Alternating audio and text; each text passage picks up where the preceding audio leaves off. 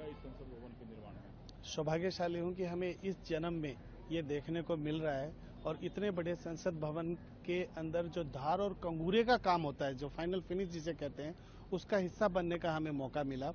हमने बहुत बड़ा एक स्कल्पचर अंदर बनाया जिस समुद्र मंथन का नाम दिया गया है। समुद्र मंथन ही है वो, 75 फीट बाय 9 फीट का वो मंथन का ही केंद्र है, मंथन का ही मंदिर है संसद, जिसके अंदर सब मिलकर मंथन करते हैं, नई नई योजनाएं बनाते हैं, नए नए कानून बनाते हैं और उनको इम्प्लीमेंट किया जाता है और फिर अमृत प्रकट होता है। तो इसी तरह से जब समुद्र मंथन हुआ था तो अमृत प्रकट हुआ।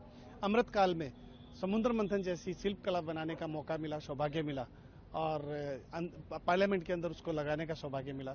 फॉर्चुनेट हूँ। सर, आपने खुद कहा कि समुद्र मंथन जो था वो विचारों का मंथन था, निकालने का मंथन था, वो जो मानव है उसके कल्याण के लिए मंथन था।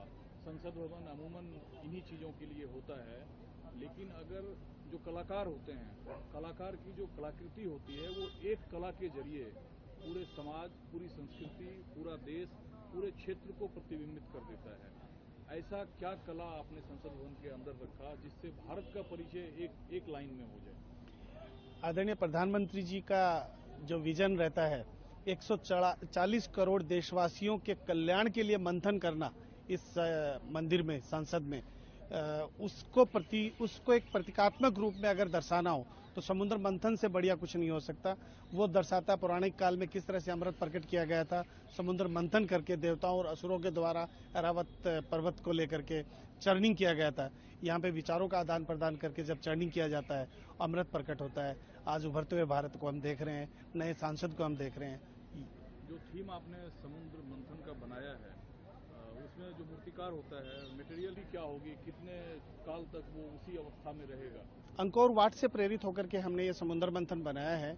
अंकोर वाट में जिस तरह से मंगोलियल फेसेस थे, हमने इंडियन फेसेस लिए हैं, देवी देवताओं के और असुरों के, और पंच धातु में हमने इसको निर्मित किया है। मान्यता है पंच धातु को शुभ माना गया है हमारे शास्त्रों में।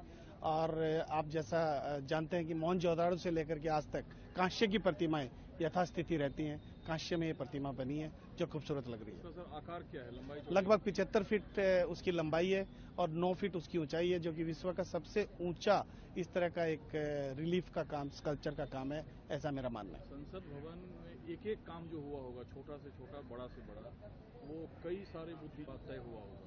आपके अंदर जो ये विचार आया, ये आपका खुद का निजी विचार था कि संसद भवन चूंकि विचारों का मंथन का स्थल है, इसीलिए समुद्र मंथन को हम थीम बनाए, या एक लंबे विचार विमर्श के बाद ये निर्णय? जिस तरह से हम मंथन की बात बार बार कर रहे हैं, जिस तरह का मंथन अंदर होता है उसी तरह का मंथन बाहर होता है। सांस्कृतिक मंत्रालय और IGNCA, Indira Gandhi national culture centre for arts जो है, उनके जो अधिकारी हैं और उनके जो साथी लोग हैं, सब ने मिलकर के इसके ऊपर विचार किया किस तरह की कलाकृति होनी चाहिए, किस तरह के रेफरेंस होनी चाहिए।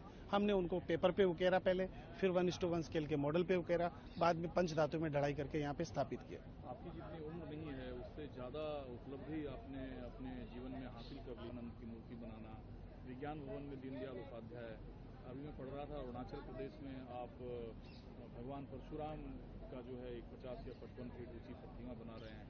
लक्ष्य क्या है एक मूर्तिकार के तौर पर आपका? जनरली देखा जाए तो मूर्तिकार बहुत उम्रदराज होकर के प्रसिद्धि पाते हैं।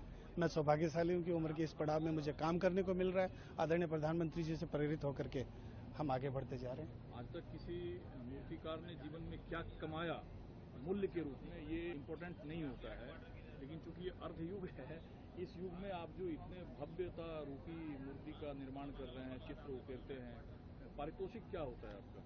कलाकार भावुकता से काम करता है। अगर वो कलाकार भावुक नहीं है तो वो कलाकार नहीं है। मजा आता है इस तरह के काम करने में। पारितोषिक की उतनी जरूरत होती है कि गाड़ी का तेल का खर्चा निकल सके, वो मिल जाता है। लेकिन सर, आपने जहाँ से जर्नी शुरू किया, आज संसद भवन के अंदर आपने अगर कुछ बनाया है तो इतिहास में आप आगे और क्या लक्ष्य आपने अपने जीवन में रखा है? मैं अपने आप को सौभाग्यशाली मानता हूं कि मुझे मौका मिला सांसद में काम करने का। अगर इसी तरह के बड़े प्रोजेक्ट सरकार और लेके आएगी, मैं प्रयास करूंगा उनका भी हिस्सा बन सकूं। विश्व की सबसे ऊंची मूर्ति 370 फीट भगवान शंकर की मैंने बनाई है, आज तक मेरे स्टूडियो से बन के गई है। मानेसर गुड़गांव में मेरा स्टूडियो है, वहां से मैं ये सारे काम करता हूँ। सबसे वो कौन सा काम है अब तक आपके जीवन में जो सबसे ज्यादा आपको संतुष्टि देता है?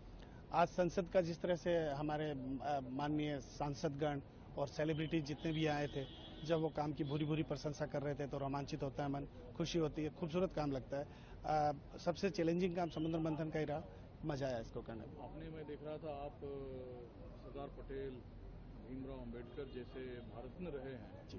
इनकी भी आपने। बाबा साहब भीमराव अंबेडकर और सरदार पटेल साहब के 20-20 फीट के चेहरे यहाँ पे हमने लगाए हैं अश्व द्वार के ऊपर। इसके अलावा मैं विजयवाड़ा में भी कुछ 215 फीट ऊंचे एक स्कल्पचर के ऊपर काम कर रहा हूँ बाबा साहब भीमराव अंबेडकर का। तो इसी तरह के काम मैं करता हूँ। मूर्तिकार के तौर पर आप अपने काम से संतुष्ट हैं? कलाकार संतुष्ट हो जाएगा उस दिन फिर वो आगे नहीं बढ़ पाएगा। तो प्रयास रहता है हर काम में एक नवीनता लाने का, एक नया काम करने का। मैं करता रहूंगा। Thank you so much.